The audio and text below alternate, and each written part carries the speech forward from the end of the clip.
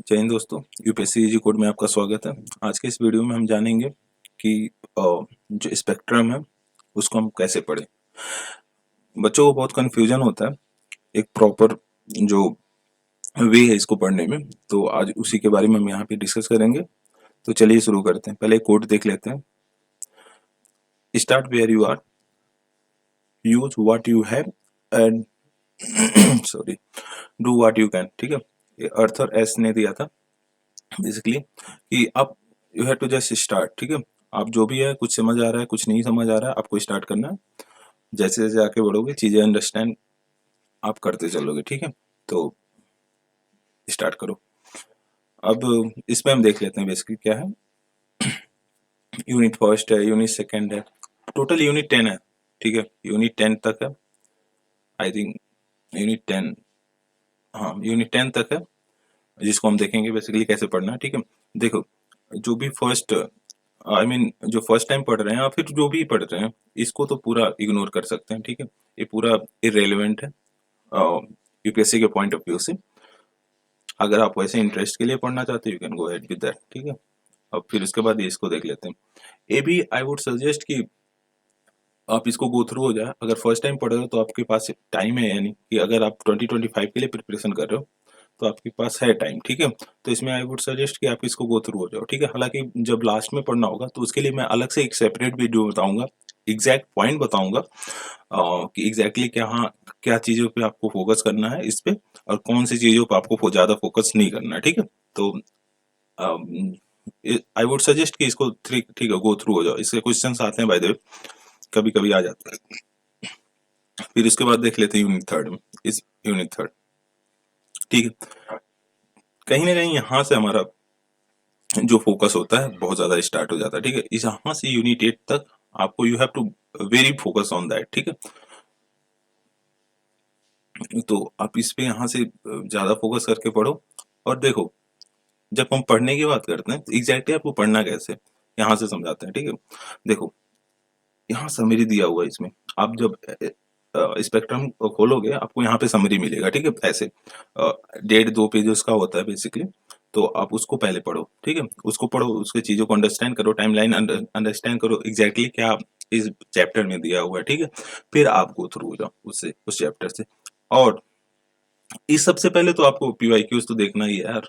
PYQs prelims plus mains का दोनों का देखना ही है, तो आप उसको तो इग्नोर ही नहीं कर सकते। हमेशा इस पे मैं ज्यादा एम्फेसाइज करता हूँ, बिकॉज जो इनिशियल टाइम में होता है, जो एस्पिरेंट होते हैं वो ज्यादा फोकस नहीं करते उस पर। सोचते हैं यार टाइम वेस्ट है, क्या इसको करें क्या ना करें। ठीक है, तो डायरेक्ट वो बुक पे कूद जाते हैं, पढ़ तो सारा लेते हैं बट अंडरस्टैंड 1% भी नहीं कर पाते हैं, क्योंकि चीजें आपको कैसे करनी है वो पीवाईक्यूज ही बताएगा। ठीक है, आपको कैसे चीजों को पढ़ना है, लिंक कैसे करना है। ठीक है, जैसे ये समझ लो, Europe and consolidation of British power in India. ठीक है, अगर आप इसको पढ़ते हो तो आपको जो वर्ल्ड में क्या हो रहा था उस टाइम में उसको भी तो देखना पड़ेगा यार। यूपीएससी ऐसे लिंक करके पूछती है। अभी देखो रिनेसेंस का पीरियड था। ठीक है, उसके बाद इंडस्ट्रियल रेवोल्यूशन आया था। ये सारी चीजें थी जो वर्ल्ड में हो रही थी, और इंडिया में क्या हो रहा था, इन्वेंशन हुआ था इनका। ठीक है, तो ये सारी चीजें देख के चलना। पहले आप इसको पढ़ो। ठीक है, फिर उसके बाद चैप्टर पढ़ो। अब इसके बाद भी अगर आपको समझ नहीं आ रहा है तो आप एक काम करो कि बहुत सारे यूट्यूब पे वीडियोस पड़े होंगे समरी के। आई मीन जो क्रैश कोर्स वगैरह निकालते नहीं है, मैराथन वगैरह, तो उसके वीडियोस पड़े होंगे। हार्डली 2 से 3 घंटे का होगा, आप उसको गो थ्रू हो जाओ। हाँ, एक ऊपर ऊपर आपका जो एक तरह से जो इम्पोर्टेंट चीजें हैं, जो चीजें हैं अंडरस्टैंड करने के लिए, वो आप समझ जाओगे। ठीक है, फिर उसके बाद जब आप बुक पढ़ोगे तो आपको इतना प्रॉब्लम फेस नहीं करनी पड़ेगी इसको अंडरस्टैंड करने में। ठीक है, बस ये था। और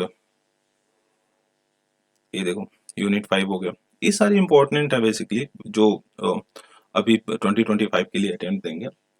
बहुत सारे बंदे बताएंगे कि आप इसको स्किप कर सकते हो, इसको स्किप कर सकते हो, बट ठीक है ना यार, अभी आपके पास टाइम है, आप उसको पूरा पूरा गो थ्रू हो जाए। जब प्रीलिम्स का एग्जाम देना होगा तो आई मीन जनवरी से मैं खुद आप इस पे एक वीडियो लेता हूँ कि एग्जैक्ट पॉइंट क्या इंपॉर्टेंट है, आप उसको पढ़ना है। ठीक है, यूनिट 8 तक पढ़ना है, ये बहुत इंपॉर्टेंट है। ये वैसे आप देखोगे डायरेक्ट क्वेश्चन पूछता रहता है इसमें से। और जस्ट वेट अ सेकंड।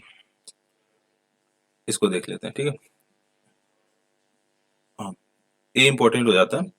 अब इसको पढ़ना कैसे है आपको, जब आपके पास पॉलिटी होगी, हम्म, लक्ष्मीकांत की, उसमें भी ये दिया हुआ है, फर्स्ट चैप्टर में ही दिया है हिस्टोरिकल बैकग्राउंड में, ठीक है।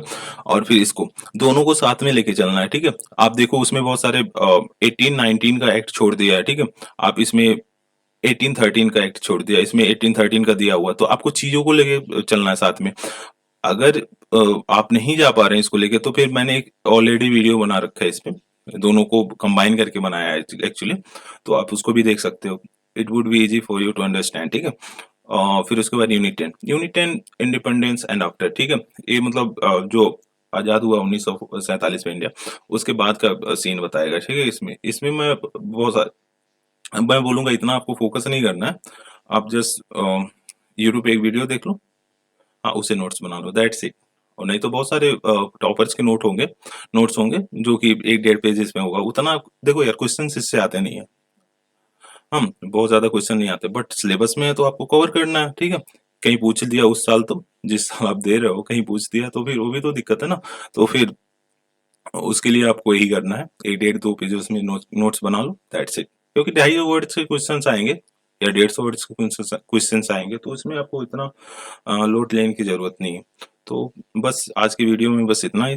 Thank you for watching, have a great day, please do like share and subscribe.